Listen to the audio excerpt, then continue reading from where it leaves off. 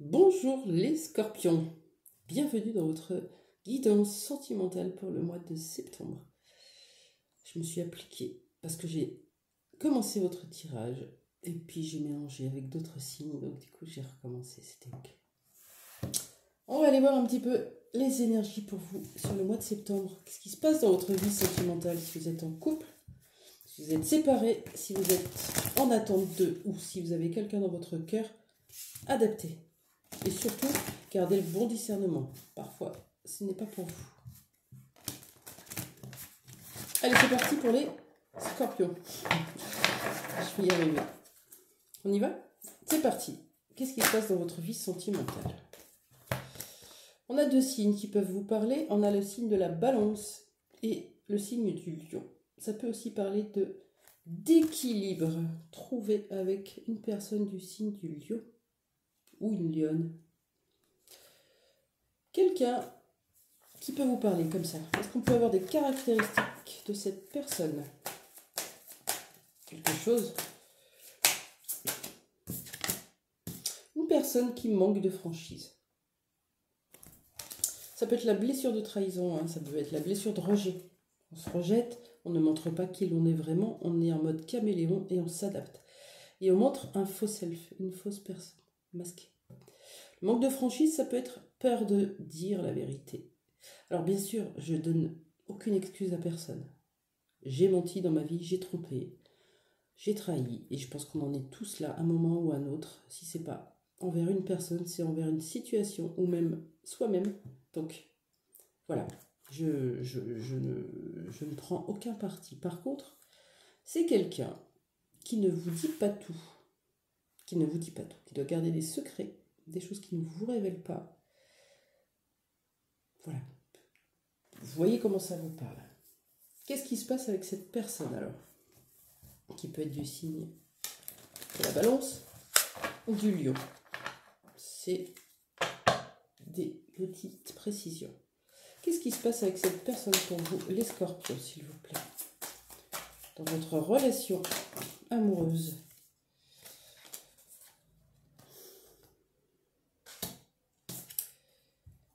On a envie de recevoir, on a envie d'ouvrir cette main et qu'on nous donne enfin. Mais qu'est-ce qu'on nous donne? On nous donne des conflits, un déséquilibre, une disharmonie, quelqu'un qui est instable.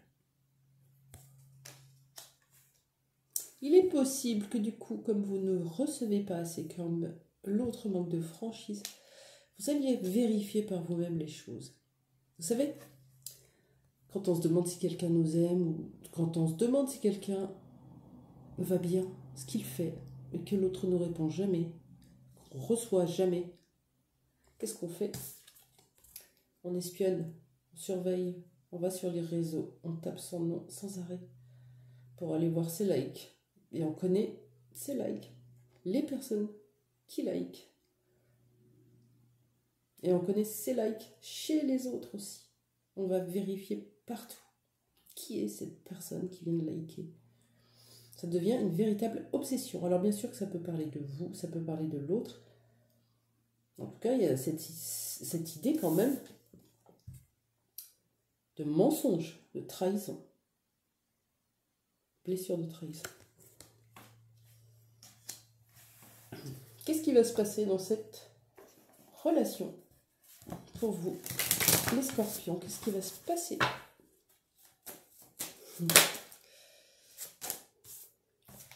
Alors,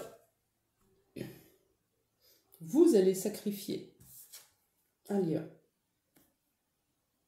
Ou un lien va être sacrifié. Ou c'est l'autre qui va sacrifier un lien. Il y a une notion de sacrifice. C'est peut-être pour ça qu'on manque de franchise. Qu'on ne donne pas, qu'on reste à sa place. Peut-être une blessure de rejet en face.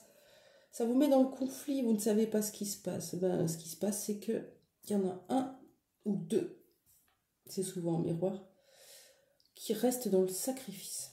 Ça peut être resté dans une... On va les voir, au lieu de dire des bêtises. Pourquoi le sacrifice? Sacrifice de quoi? Pourquoi le sacrifice? Sacrifice par rapport à une femme Ça fait longtemps que ça dure. Ça prend beaucoup de temps.